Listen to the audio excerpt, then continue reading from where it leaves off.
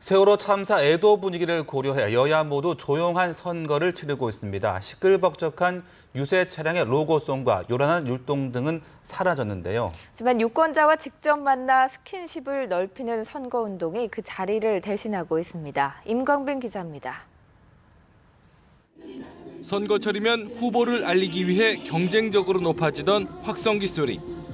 봉사자들의 군무는 무심하게 지나치는 유권자들의 눈길을 잡기 위한 수단이었습니다. 세월호 참사는 전통적인 선거 방식을 완전히 바꿔놓았습니다. 유세 차량과 운동원들은 그대로지만 요란스러운 방식의 선거운동은 자취를 감췄습니다. 세월호 참사 때문에 온 국민이 슬픔과 분노에 차 있는 지금 선거라고 해서 축제일 수는 없을 것입니다.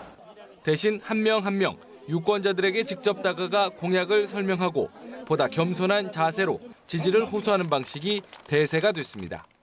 다시 한번 용서해 주시고 한 번 더 박근혜 정부와 새누리당에 신뢰를 보내주실 것을 부탁을 드립니다. 작업복을 챙겨 입고 직접 현장을 체험하는가 하면 운동화에 배낭을 메고 유권자들을 찾아가는 차별화된 선거 전략도 눈에 띕니다. 후보들은 보다 많은 유권자들을 만나기 위해 하루에 많게는 10개가 넘는 일정을 소화하며 강행군을 이어가고 있습니다. 세월호 참사 여파로 유례 없이 조용하게 치러지고 있는 이번 지방선거는 기존 선거운동 풍속도까지 완전히 바꿔놓고 있습니다. 뉴스와이 임광빈입니다. 여야 어느 쪽도 포기할 수 없는 자리가 바로 서울시장입니다. 그래서인지 과열 양상으로까지 번지고 있는데요. 정몽준 후보 측에서 박원순 후보 부인 잠적설까지 내놨고 박 후보는 법적 대응을 공언했습니다. 김범형 기자입니다.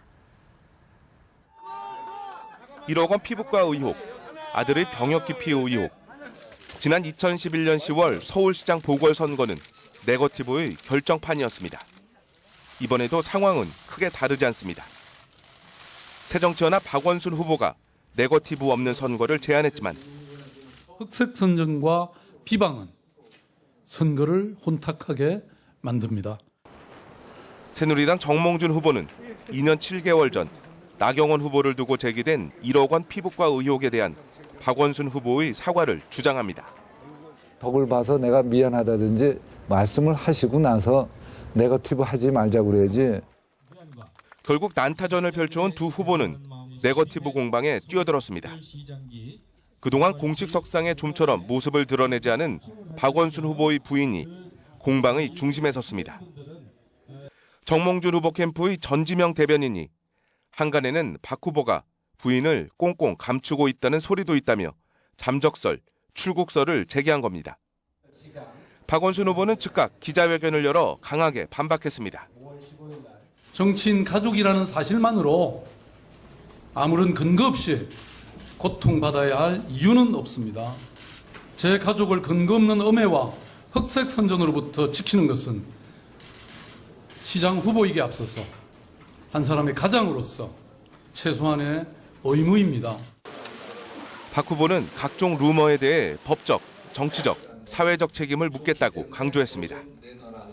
여야 잠룡의 맞승부로 스포트라이트를 받는 서울시장 선거. 네거티브 선거전으로 빛이 발할 조짐입니다. 뉴스와이 김범현입니다. 네, 처럼 선거일이 다가오면서 네거티브라는 구태는 다른 지역에서도 나타나고 있습니다. 이어서 이한승 기자입니다. 정치권은 세월호 참사의 희생자를 애도하며 네거티브 없는 조용한 선거를 치르겠다고 약속했습니다. 그렇지만 선거일이 다가오면서 일부에서 상대 후보에 대한 비판이 도를 넘어서고 있다는 지적이 나옵니다. 인천에서는 새누리당 유정복, 새정치민주연합 송영길 후보 측이 진흙탕 싸움을 벌이고 있습니다. 새누리당 인천시당은 송 후보의 안보관을 걸고 넘어졌습니다. 연평도 포격 당시 송 후보가 화염에 그을린 소주병을 폭탄주라고 말한 것을 문제 삼으며 송 후보가 군대 문 앞에도 가보지 못했다고 공격한 겁니다. 새정치연합도 가만히 있지 않았습니다. 새정치연합 인천시당은 유 후보가 송 후보와의 양자 토론을 기피하고 있다며 토론회 울렁증 환자가 아니냐고 되받아쳤습니다. 새누리당 서병수, 무소속 우거돈 후보가 초박빙 승부를 벌이고 있는 부산도 예외는 아닙니다. 오 후보 캠프는 권력자의 의지에 갈대처럼 이리 기웃 저리 기웃하는 서 후보에게 부산을 맡길 수는 없다며 인신 공격성 논평을 내놓았습니다. 새누리당 부산시당은 해양수산부 장관을 역임한 오 후보의 경력을 문제 삼으며 세월호 참사와 관련해 해피아, 즉 해양수산부 마피아의 발호를 막지 못한 책임을 져야 한다고 맞받아쳤습니다. 이런 가운데 SNS상에서는 특정 후보가 구원파다, 특정 후보가 밤마다 고급 술집에 다닌다는 등의 허위 사실이 유포되고 있습니다. 선거 때만 되면 도지는 네거티브 선거.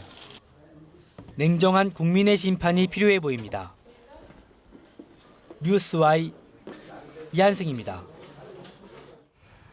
6.4 지방선거가 열흘 앞으로 다가왔지만 아직 승패를 예단하기는 일러 보입니다.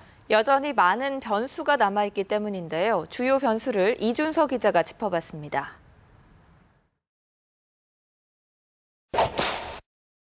현직 대통령의 지지율은 전국 단위 선거의 주요 변수로 작용해 왔습니다. 지지율이 높으면 여당에, 반대 상황이면 야당에 유리하기 마련입니다. 2008년 대선 다음에 치러진 국회의원 선거가 좋은 사례입니다. 세월호 참사 이후로 박근혜 대통령 지지율은 급락했지만 대국민 담화와 안대희 신임 국무총리 지명이 이뤄진 지난주에는 급락세에 일단 제동이 걸렸습니다. 앞으로 대통령 지지율이 어떤 흐름을 보일지 첫 번째 관전 포인트입니다.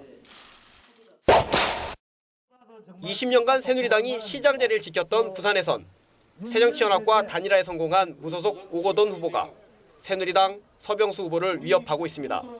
최근엔 두 후보의 지지율이 똑같아져 한 치 앞을 내다볼 수 없는 상황입니다. 광주 광역시장 선거에선 무소속 강훈태 이용섭 후보가 오늘과 내일 이틀간 여론조사를 실시해 단일 후보를 선정합니다.